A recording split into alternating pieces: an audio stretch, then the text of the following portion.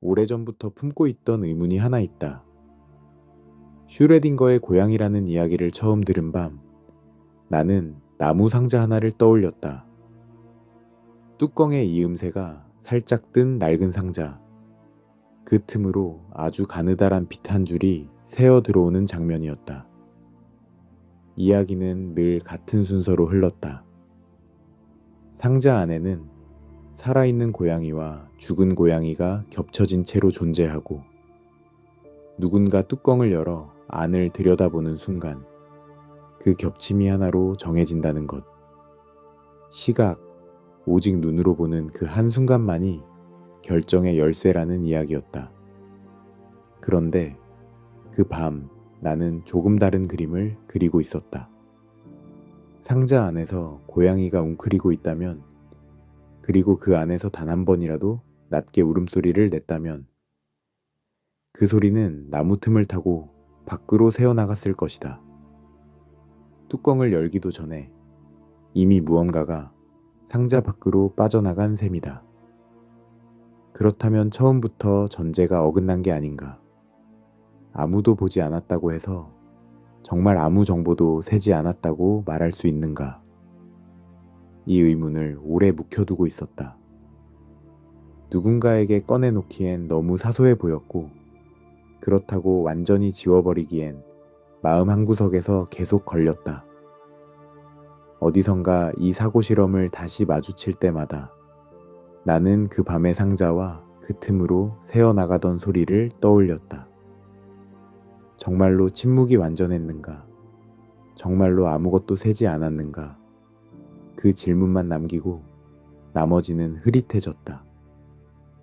책 몇 권을 뒤적여봐도 다들 뚜껑을 여는 순간, 눈으로 보는 순간만을 이야기했다. 소리에 대해서는 아무도 말하지 않았다. 그래서 나는 이 의문을 그냥 나 혼자만의 엉뚱한 상상으로 접어두고 있었다. 그리고 최근에야 그 의문이 혼자만의 착각이 아니라 실제 물리학 안에서 이미 오랫동안 다뤄지고 있는 질문이라는 걸 알게 됐다. 우리는 흔히 관측이라는 말을 눈으로 보는 행위로만 이해한다. 뚜껑을 열어 시선을 던지는 순간 그 시선이 어떤 마법 같은 힘을 발휘해 중첩된 상태를 하나로 붕괴시킨다고 여긴다. 보는 행위가 곧 세계를 결정짓는다는 그림. 어딘가 신비롭고 그래서 더 매혹적인 그림이다. 그런데 이 사고 실험을 다시 찬찬히 들여다보면 상자 안이 정말로 완전히 격리된 공간이었는지부터 따로 짚어봐야 한다. 상자에는 벽이 있다. 그 벽은 완벽한 진공의 차단막이 아니라 원자와 분자로 이루어진 물질이다. 벽을 통해 열이 오가고 아주 미세한 전자기 복사가 안팎으로 끊임없이 새어나간다. 상자 안에는 방사성 원자 하나와 연결된 감지 장치, 그리고 청산가스가 담긴 병도 함께 들어있다. 이 구성 요소들은 가만히 멈춰 있는 게 아니라 서로 끊임없이 부딪히고 반응하고 에너지를 주고받는다. 완전한 침묵과 완전한 고립은 애초에 이 실험 어디에도 없었다. 상자는 밀폐된 무대처럼 보였지만 실은 사방으로 숨을 쉬고 있는 살아있는 벽이었다. 이 지점에서 물리학은 관측이라는 말을 다시 정의한다. 결어근남, 영어로는 디코히어런스라 부르는 이 개념에 따르면 어떤 개를 무너뜨려 하나의 상태로 결정짓는 것은 누군가의 눈이 아니다. 그 개가 주변 환경과 정보나 에너지를 아주 조금이라도 주고받는 모든 상호작용, 그것 자체가 곧 관측이다. 벽을 스치는 열 하나, 새어나가는 복사 하나, 병 속 기체 분자의 흔들림 하나까지 그 모든 사소한 접촉이 이 정의 안에 들어온다. 의식을 가진 누군가가 뚜껑을 열어야만 무너지는 게 아니다. 격리되지 않은 개는 격리되지 않았다는 그 사실 하나만으로 이미 조금씩 무너지고 있었다. 뚜껑이 열리는 순간은 그저 우리가 뒤늦게 그 결과를 확인하는 시점일 뿐이다. 겹침이라는 상태는 아주 예민해서 주변과의 접촉이 조금이라도 쌓이면 순식간에 흩어져 버린다. 그 흩어짐의 속도는 개가 클수록 접촉이 많을수록 더 빨라진다. 원자 하나는 오래 겹쳐 있을 수 있지만 원자 수십억 개로 이루어진 고양이라면 그 흩어짐은 상상할 수 없을 만큼 짧은 순간에 끝난다. 이 이론을 대표하는 이름이 있다. 보이치에 흐주렉 로스앨러모스 국립연구소의 물리학자다. 그는 결어근남이라는 틀로 양자세계의 중첩이 왜 우리 눈앞의 것이 세계에서는 자취를 감추는지를 오랫동안 설명해왔다. 아주 작은 입자 하나는 여러 상태로 겹쳐 있을 수 있지만 그 입자가 주변의 수많은 원자와 계속 부딪히기 시작하면 그 겹침의 흔적은 급격히 흩어져 사라진다는 것이 그의 설명이다. 그의 연구는 이 분야의 중심에 오랫동안 자리해왔고 2024년에는 미국 국립과학원 회원으로도 선출됐다. 그가 말하는 결어근남 안에서 상자 속 고양이는 뚜껑이 열리는 순간에 비로소 결정되는 게 아니다. 상자 벽과 부딪히는 그 무수한 순간마다 이미 조금씩 결정되어 가고 있었다.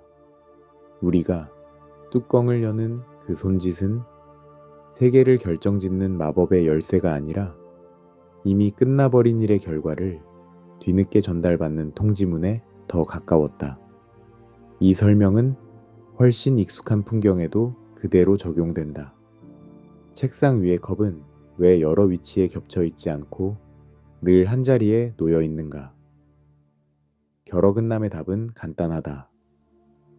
컵은 공기 분자와 방 안의 빛과 책상의 표면과 매 순간 수없이 부딪히고 있어서 겹쳐 있을 틈조차 없이 곧바로 하나의 자리로 정해져 버린다는 것이다. 반대로 실험실 깊숙한 곳, 외부와의 접촉을 극도로 차단한 특수한 환경에서만 아주 작은 개는 그 겹침을 잠시나마 유지한다. 겹침이 사라지는 이유는 관찰자가 등장해서가 아니라 주변과의 접촉이 그만큼 많아졌기 때문이다. 이 관점으로 보면 우리 눈앞의 단단한 세계는 신비로운 붕괴의 결과가 아니라 끊임없는 접촉이 만들어낸 자연스러운 귀결이다. 여기서 나는 다시 그 밤의 의문으로 돌아간다. 고양이의 울음소리. 그건 결국 공기 분자를 진동시켜 상자 벽을 넘어가는 에너지의 이동이었다. 상자가 데워지는 미세한 온도 변화, 병 속 기체가 흔들리며 만드는 압력의 떨림, 이 모든 것도 마찬가지다. 시선이 닿지 않았을 뿐 정보는 이미 새고 있었다. 내가 오래전 품었던 그 소박한 의심이 지금 결어근남이라는 이름의 이론과 정확히 같은 자리를 가리키고 있었다.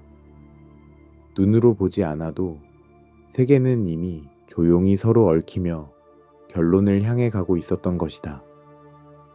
다만 이걸 밝히면서도 정직하게 남겨두고 싶은 부분이 있다. 물리학 안에는 지금도 서로 다른 해석이 나란히 존재한다. 어떤 해석은 여전히 의식을 가진 관찰자가 결정적 역할을 한다고 본다. 결어근남은 그와는 다른 자리에서 의식 없이도 무너짐이 일어난다고 말하는 관점이다. 어느 한쪽이 완전히 틀렸다고 단정할 만큼 이 논쟁이 끝난 것은 아니다. 다만 결어근남 쪽에서 보면 완전히 고립된 상자라는 전제 자체가 애초에 성립하기 어려웠다는 것만은 분명해진다. 그 유명한 계산, 상자를 반은 산 고양이와 반은 죽은 고양이로 채운 그 우아한 방정식은 상자가 완벽한 진공의 침묵 속에 놓여 있다는 가정에서 출발했다. 하지만 그 가정은 처음부터 현실과 어긋나 있었다. 벽은 숨을 쉬고 공기는 흔들리고 소리는 새어나간다. 계산 자체가 틀린 게 아니라 그 계산이 서 있는 출발점의 그림이 틀렸던 것이다. 완벽한 고립이라는 무대 장치를 걷어내고 나면 상자 속 고양이는 우리가 상상해온 것보다 훨씬 일찍, 훨씬 조용히 결론에 다가가 있었다. 처음부터 완벽하게 격리된 개는 적어도 이 우주 안에서는 어디에도 없었는지 모른다.